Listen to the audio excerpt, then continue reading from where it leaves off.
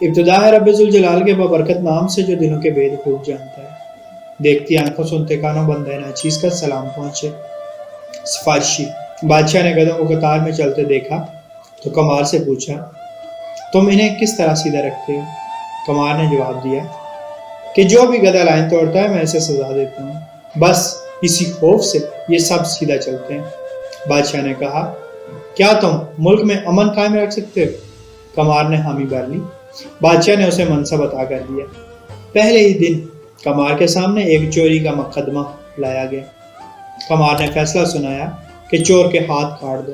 اس کے بعد خود وزیر نے کمار کے کان میں سرگوشی کی کہ جناب تھوڑا خیال کریں، یہ اپنا خاص آدمی ہے۔ کمار بولا، چور کے ہاتھ کاٹ دیے جائیں اور سفارشی کی زبان کاٹ دی جائے۔ اور کہتے ہیں کمار کے صرف اس ایک فیصلے کے بعد پورے ملک میں امن قائم ہو گیا۔ ہمارے ہاں بھی امن قائم ہو سکتا ہے، مگر اس کے لیے چوروں کے ہاتھ کاٹنا پڑیں گے اور کچھ لوگوں کی زبانیں کاٹنا پڑیں گی۔ اللہ پاک سمجھ کی توفیق عطا فرمائے۔ اللہ پاک آسانیاں حاصل اور تقسیم کرنے کا شرف عطا فرمائے۔ آمین۔ جزاک اللہ۔